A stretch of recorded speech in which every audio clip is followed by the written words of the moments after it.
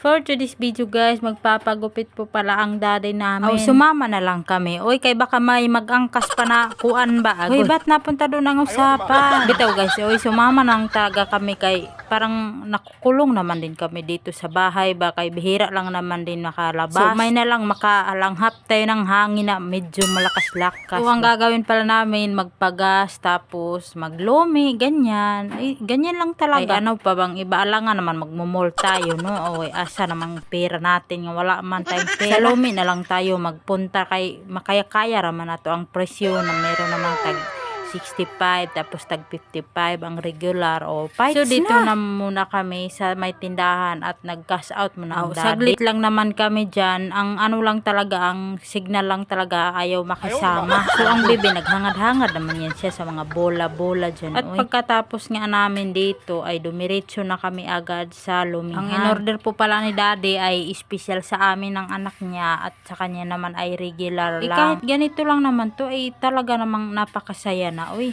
ayos. Hindi mo na kailangan ng mga mamahalin kay ganun pa rin naman pagka naipot ka or natai ka, ganun pa rin ang baho, di ba?